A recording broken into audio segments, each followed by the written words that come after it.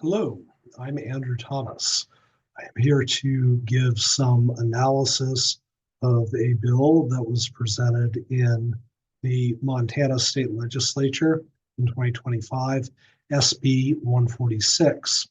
SB 146 deals with issues of property rights and the ability to appeal government regulation. So this is a analysis as well as critique of SB 146 that should be considered in any revisions of the policy or in moving forward to refine the policy to make it more effective. If you have any questions or comments, feel free to reach me at my email address, businesslawpolicyanalysis@gmail.com. All right, so SB 146 proposes elevating the concept of property rights. So that is a property owner's interest in using their property, so the right to utilize their property, to the highest constitutional standard, which is strict scrutiny. The standards in SB 146, so if you look at the bill text, apply to all forms of land use regulation and to some extent apply to other forms of property as well. So SB 146 has a very high standard for considering property rights and the effects of economic regulation on those rights, as well as being very broad in terms of what type of property it applies to, both real property and likely tangible property as well.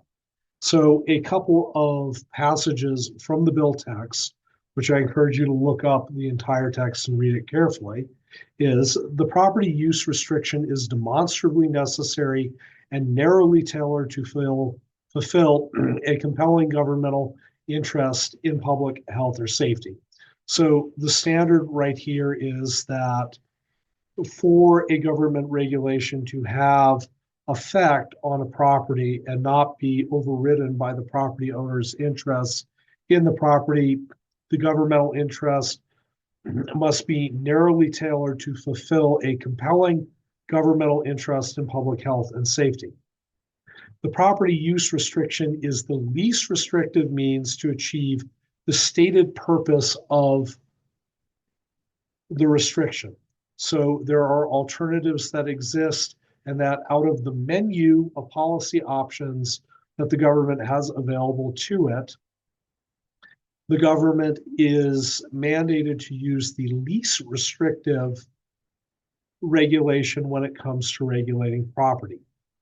Alternative mechanisms could not achieve the stated interests of a governmental entity. So this reiterates the second part of the text, which is that there are no other alternatives.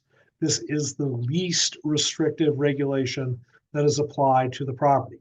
Additionally, the bill does mention private property as having the same meaning as real property. However, if you read the bill, there is some ambiguity as to what specific type of property it applies to. So that is the summary of 146. Now, the problem with 146 is that there are a few dimensions of it. First, there is a misapplication of constitutional standards.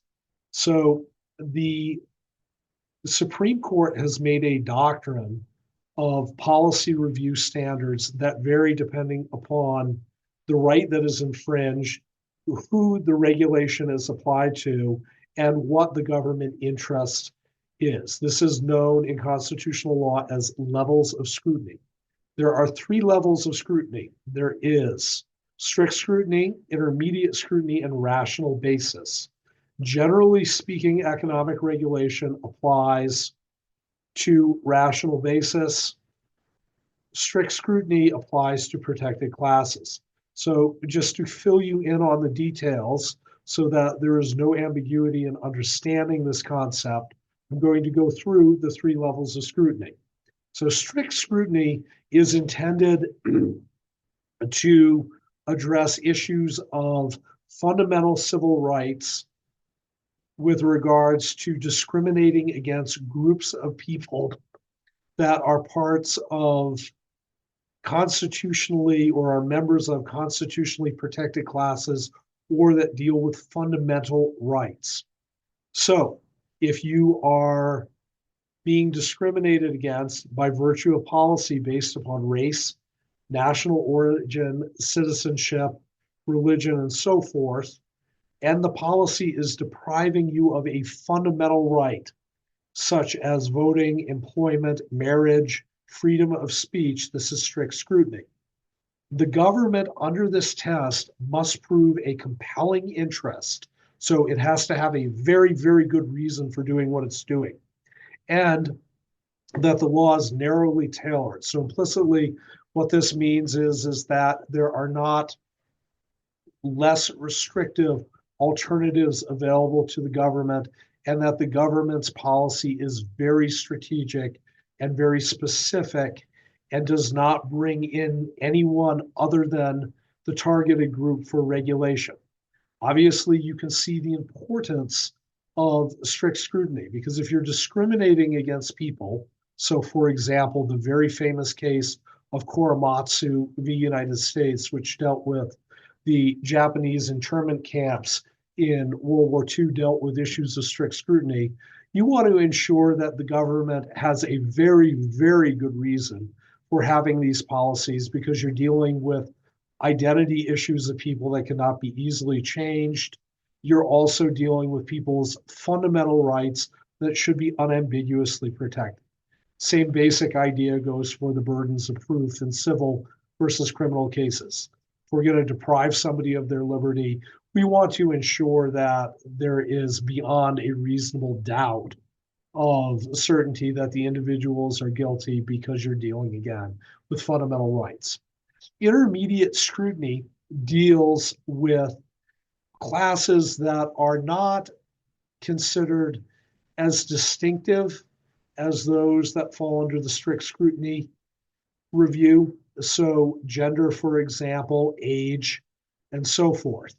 They're still important. You still do not want to discriminate against individuals based upon characteristics such as gender, age, but there's more flexibility in dealing with those standards. Also, regulation of, let's say, a loud political rally in an urban area. So that's Ward versus Rock against racism. There's more of a government interest, but it's still important.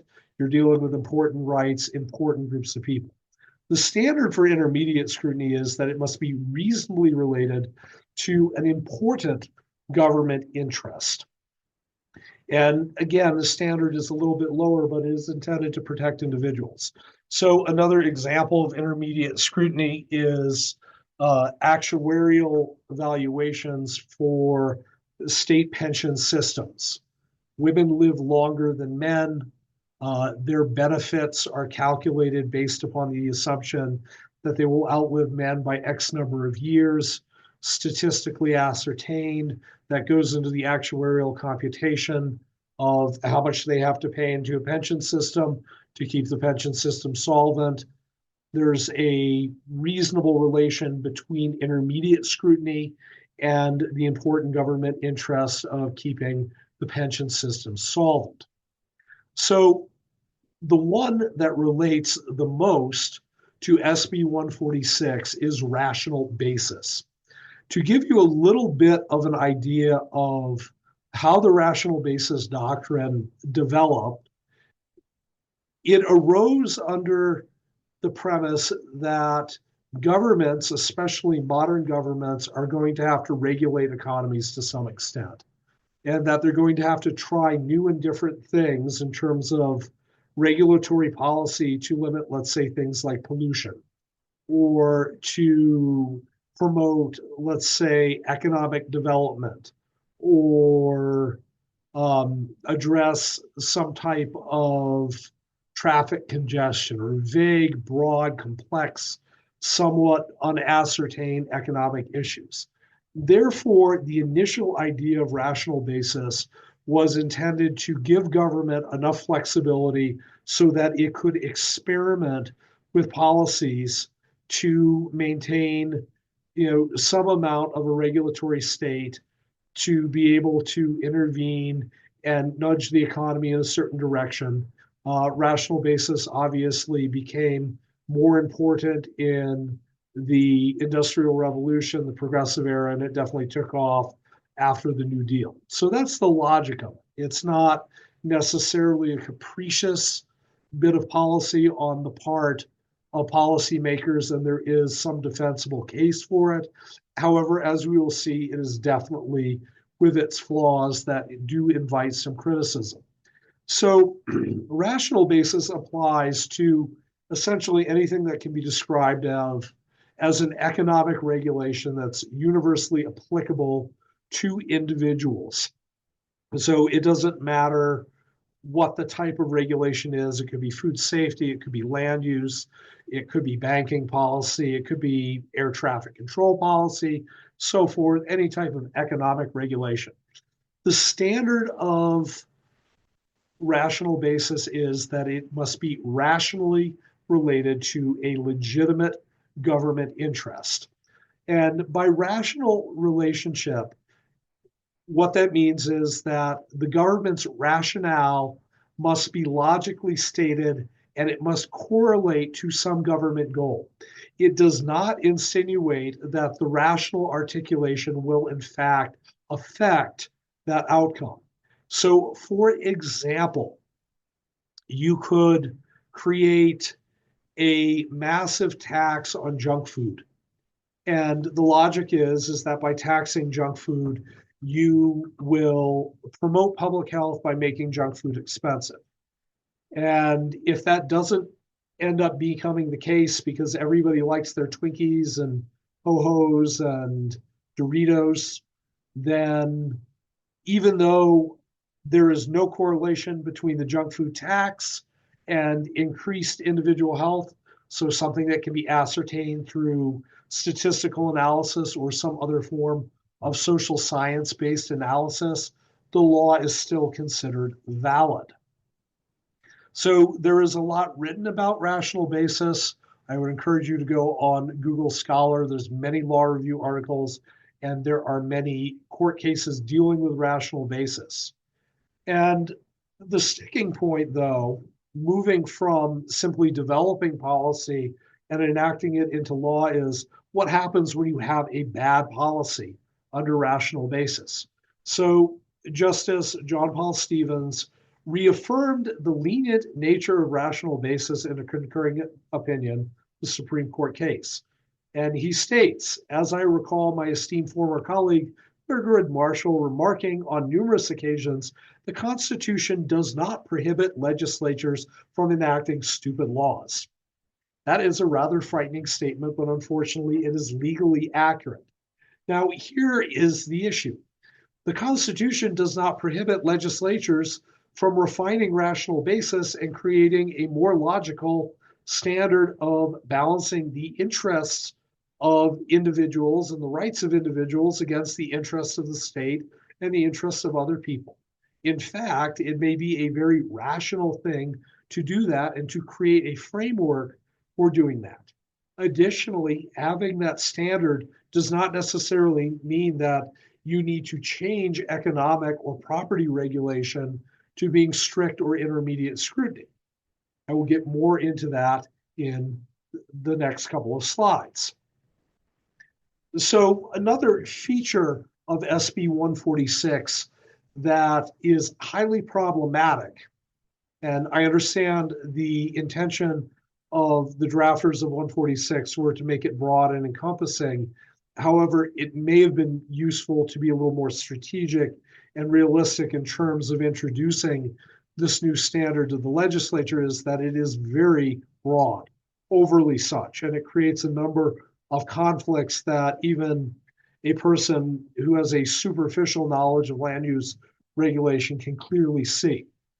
So specifically, 146 does not target specific areas where reform is likely needed and where it will likely benefit property holders and not create conflict. Also, it invites unnecessary litigation of parties. It opens up a can of worms that invites litigation that questions the authority, for example, of urban or incorporated jurisdictions to be able to plan. As we can readily observe, urban areas, the urban form is heavily dictated by planning, by government action. We might not like what the governments do, but when you go to a city is a creation of individual decisions.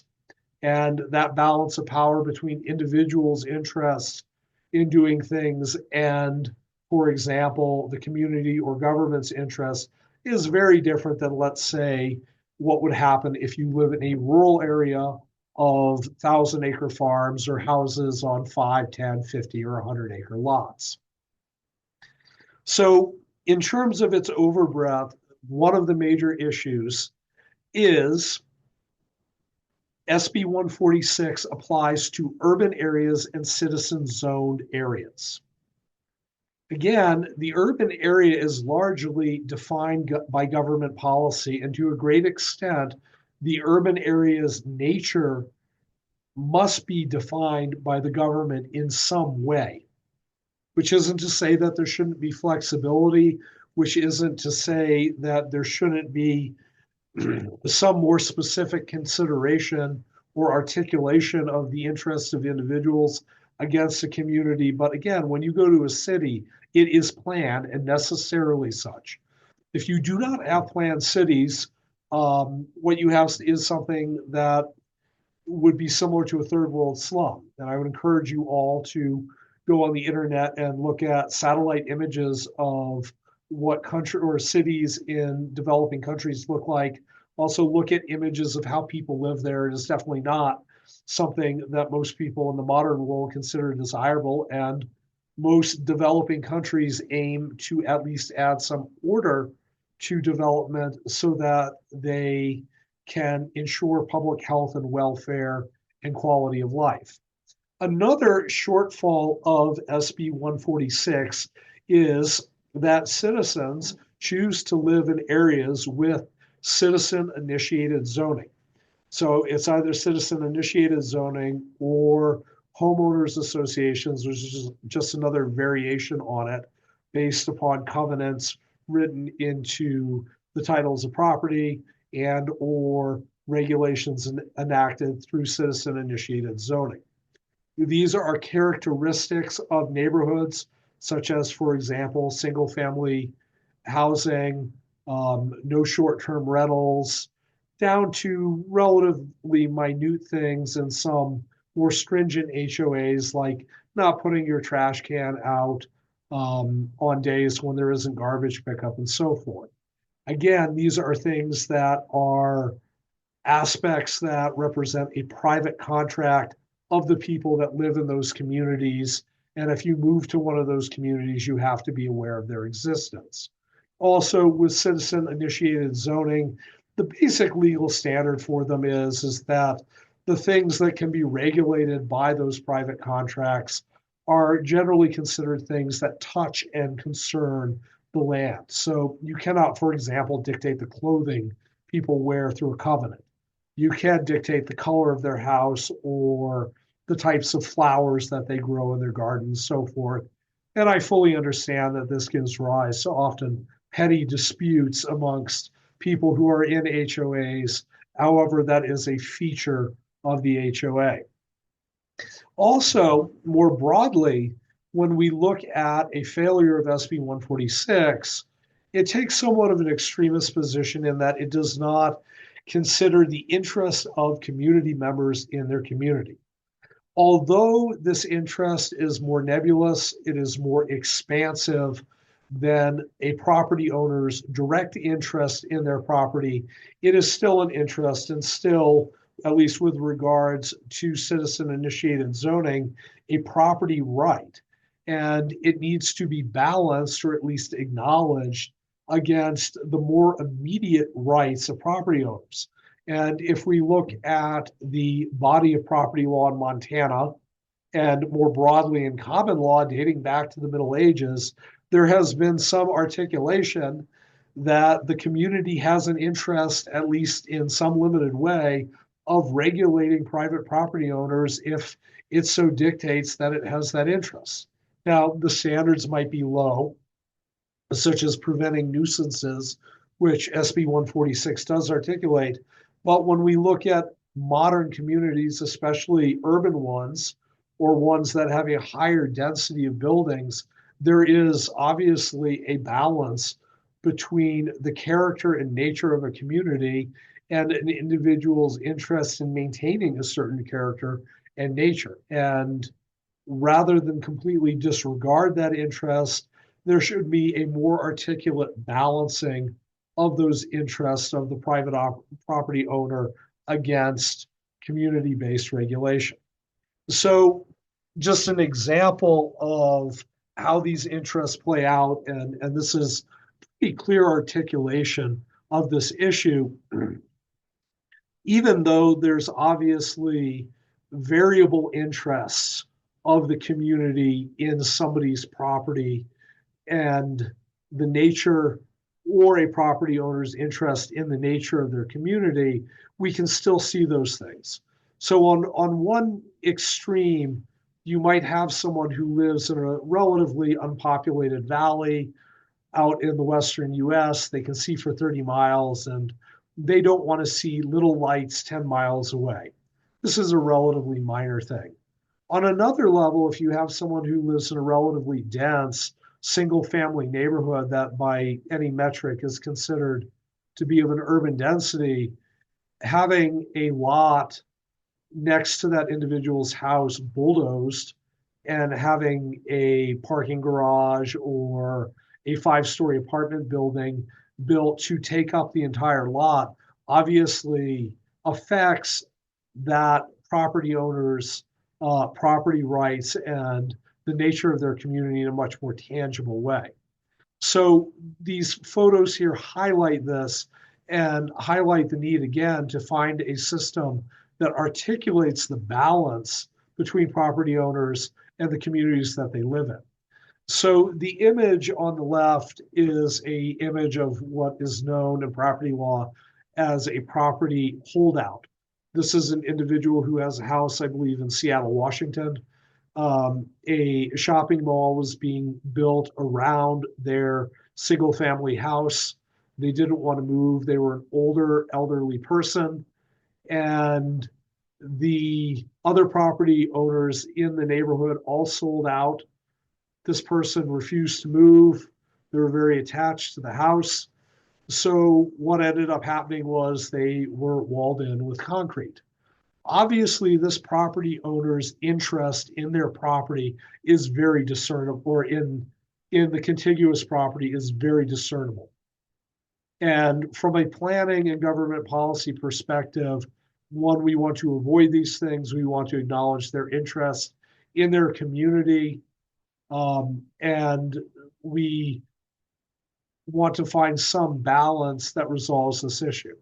Now, in this instance, it also highlights what happens when a majority of people in a community decide, all right, we no longer want to use the property in a certain way, and everyone else leaves.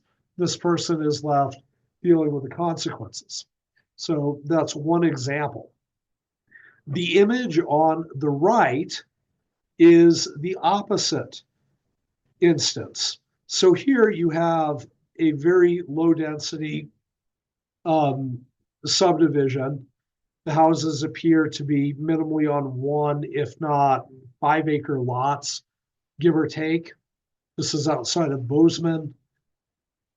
Obviously, low density development. The houses either use a community well, they likely all have septic.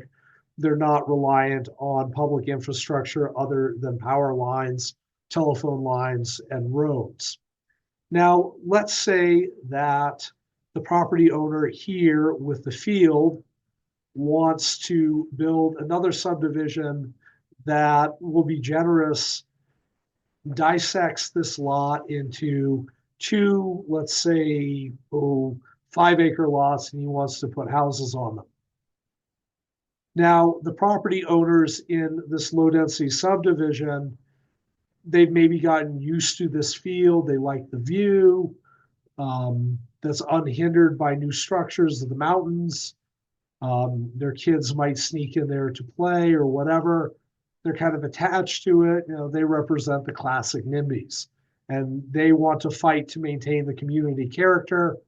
Well, in this instance, adding even lower density housing to this area clearly isn't going to tangibly affect these individuals' lives too much.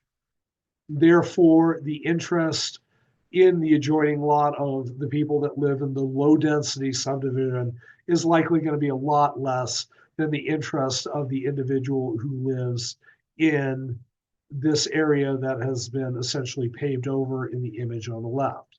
So again, we're dealing with issues of judgment. They're somewhat arbitrary, but there's a definite continuum, and there can be a framework developed to address these issues. So moving on, the next issue is when we look at planning and we look at the intersection of those property owners and their desire to influence the character of the community, there is some right or interest of property owners to determine what their community looks like. Obviously, there are limits. You don't want a property owner to do whatever they want and to be able to force other people to conform to whatever their worldview is, whether it's prohibiting all development and living in a naturalistic fantasy land where the rural areas never change, or forcing extreme densities in urban areas. And again, this is an interest that has to be articulated and balanced. And SB 146 makes no attempt to consider that. It simply disregards it and holds one form of property rights as being steadfast against all these other interests. So the self-direction has to be considered. And how do we balance the self-direction against the interest of property owners? Again, it's likely a balancing act rather than elevating a property right to have extreme dominance over the interests of the community to determine its trajectory. So when we look at the canon of property law, the Supreme Court initially recognized this. So the very famous case that any law student has reviewed is the Village of Euclid, which is in Ohio, versus Ambler Realty. And the case dealt with the installation of a gas station in a residential area in a relatively newly developed residential area in Euclid, Ohio. And the gas station owner sued. And what the court said was, it is within the jurisdiction of the Supreme, or within the jurisdiction of the government, to dictate some reasonable restrictions on the use of property. So a couple of points about the canon of zoning as well as planning related law up to recently. It is important to keep in mind that zoning arose out of the interest of property owners in the early 20th century to keep some amount of consistency and congruence in use in newly built areas. And the reason for doing this was, if you could build, for example, a junkyard in a residential neighborhood, there likely would be inevitable conflicts. So the homeowners would be annoyed with, the car crusher. The person running the junkyard would be annoyed that the homeowners are annoyed. And even though they could theoretically write it into private covenants, it was left, especially with regard to government planning, to the elected officials to make a decision that, all right, this area is going to be built up. Let's allocate it for residential uses or for commercial uses. It was by no means originally designed as some type of top-down or authoritarian exercise of government policy. So that is one feature of zoning which must be considered. The other feature to consider of zoning, especially in incorporated areas, is most of them offer some allowance for variances. And the variances can be removed from the administrative proceedings in the communities to state court to litigate disputes relating to whether or not somebody can put in multifamily housing in single family neighborhoods or have a certain use. So again, I think we should take a relatively realistic view of zoning and understand there is a need for consistency. And also, historically, there has been some process for variances or appeals. So, the economic and social challenges of SB 146. And this isn't explicit in terms of legal analysis of the bill. However, it is important to understand in terms of appreciating what theoretically SB 146 can do, where it comes from, and also the issues that likely need to be addressed to make SB 146 successful. So, in terms of social and economic impact, it's responding to obviously various perceptions of the balance of property owners' interest against the balance of the state. However, more broadly, when we look at a lot of the agendas behind SB 146 and the rhetoric that has been promoted in recent years relating to densification, pushing multifamily housing, and also more longer term conversations relating to land use policy, environmentalism, and conservation, what we find is that there are some very distinct challenges of SB 146. So one of the bigger problems that is readily apparent with SB 146 is that if you give property rights unilateral protection by making them strict scrutiny and making it difficult for a community or a government to balance those interests against other interests, you theoretically open up the door for real estate speculators to come in and attempt to squeeze every last bit of profit out of a parcel or a building that they can buy. Now, it's obviously something that is a necessary part of our economy to have investment in real estate, in home construction, in commercial real estate development. However, the problem that SB 146 creates is that you have opportunities for sometimes deleterious development to come to communities. So for example, if you have a older single family neighborhood that, let's say, working class people live in, the houses are modest, it's been there forever, people like the neighborhood, it might not be the ritziest place, but people have a little bit of space, they know their neighbors.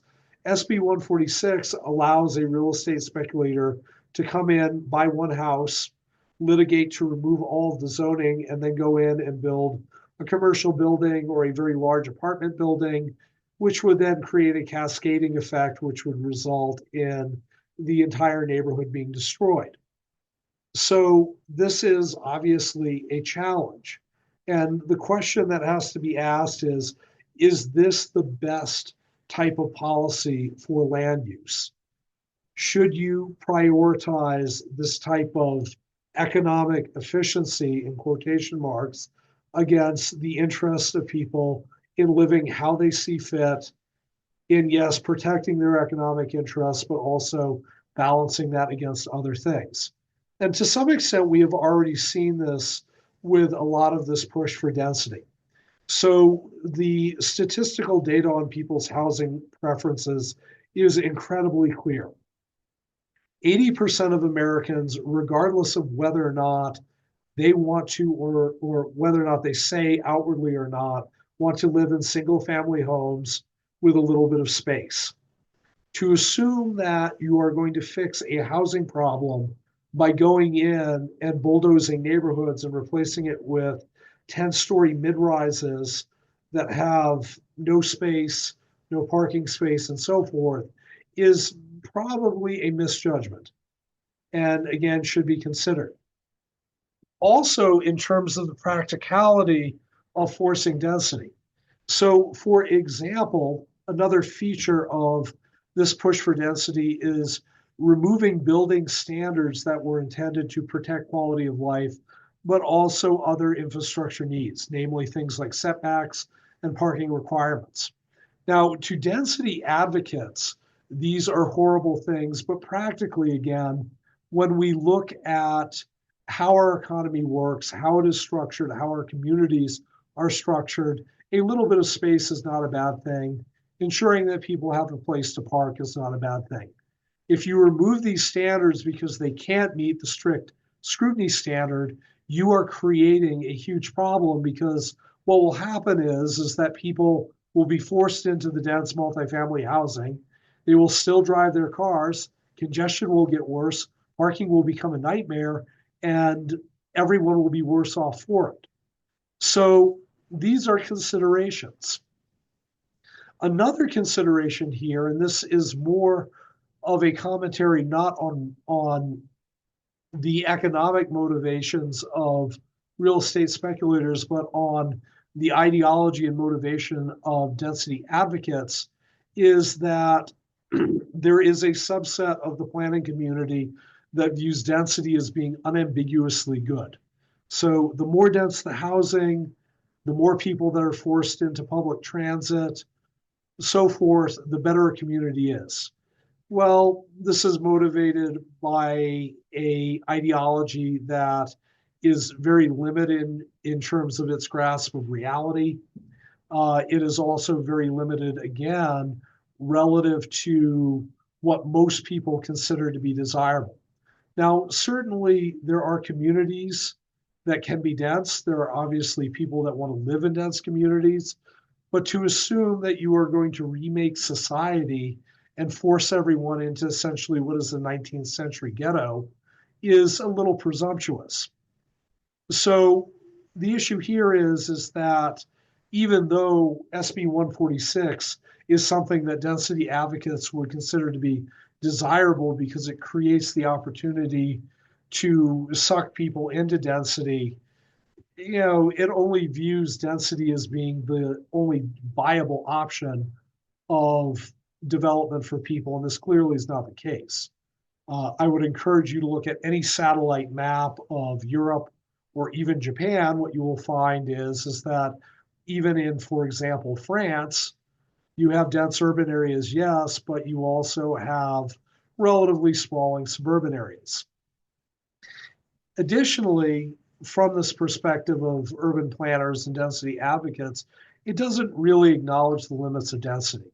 So, for example, if you take that instance of the working class single family neighborhood and you abolish the zoning and the speculators move in and build 6-story apartment buildings, who's going to pay for the infrastructure to deal with the additional people? Likely the infrastructure cost of taking a city block and changing it from 50 by 100-foot city lots to 6-story apartment buildings with 50 units each. The cost of updating that infrastructure is likely greater than the value of any housing added. Additionally, and this is more of a value-based statement, these assumptions are somewhat elitist. And it's interesting when you look at this issue. On one hand, you have a radical free market ideology that assumes that one form of right should dominate and that individuals should tolerate the radical expression of one form of right, property rights. But on another side, with the density advocates, you have a view that says that these advocates, urban planners, also environmentalist groups, should be able to dictate how everyone else lives, regardless of whether or not people want to live in that type of environment. It seeks no balance. It is not egalitarian. And again, it's very elitist, and that should be contemplated. Finally, another feature for the density ideology that I've heard frequently is the idea that by allowing these types of policies to promote density, that it will prevent sprawl. The issue with sprawl is it's somewhat of an arbitrary concept in that if you look at arguments surrounding promoting density, there's never enough density. And that an area, for example, of dense single family homes in an old neighborhood, which by most metrics is relatively dense, is not dense enough. And that we can resolve all of our housing problems by forcing people into greater and greater densities, and that cities will not need to expand. Again, when you look at actual development patterns, you look at what people prefer, this clearly contradicts one, historical precedent, but also preference.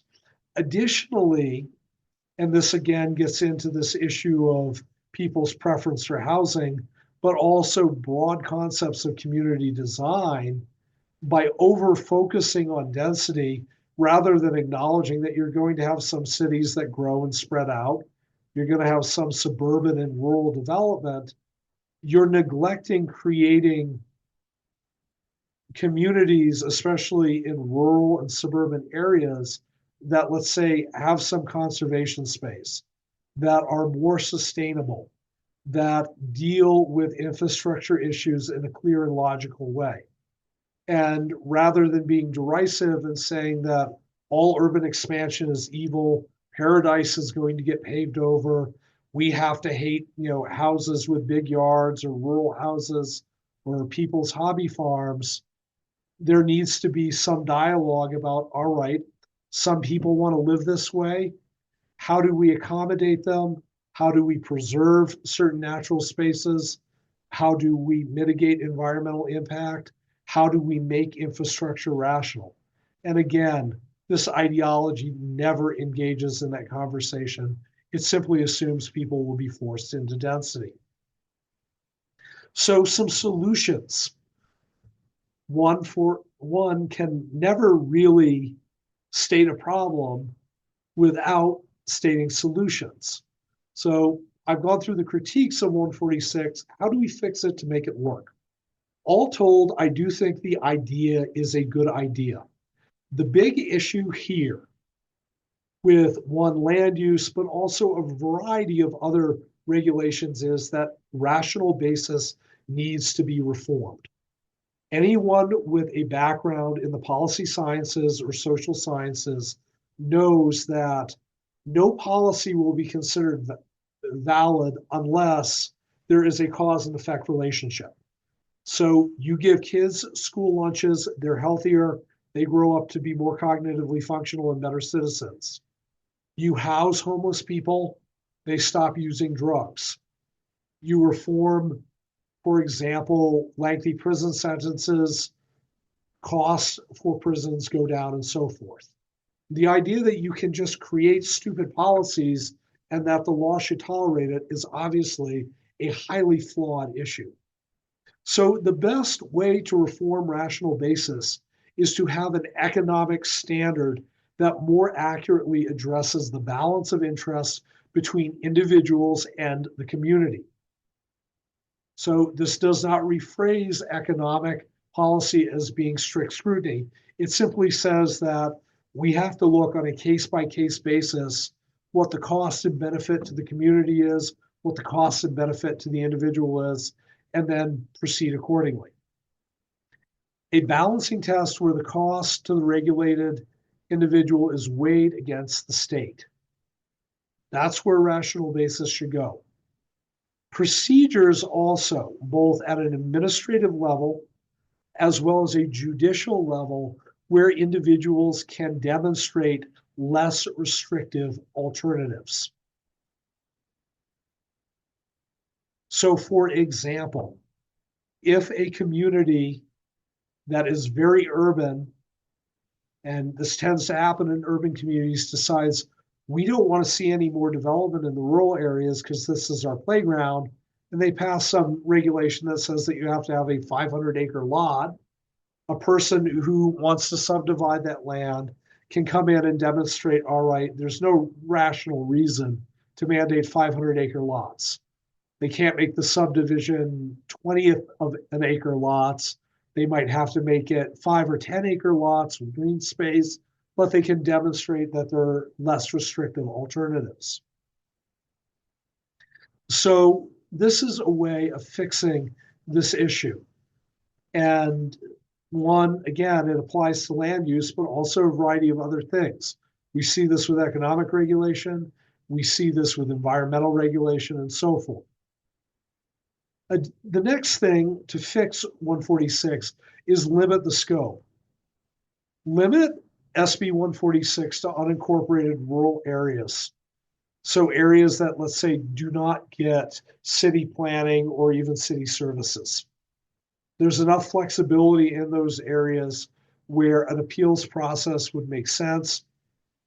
Also, from a political perspective, when you have communities that are dominated by the urban areas, this will give more right and value to the property rights of rural property owners who are generally outnumbered, politically speaking, to be able to use their property as they see fit.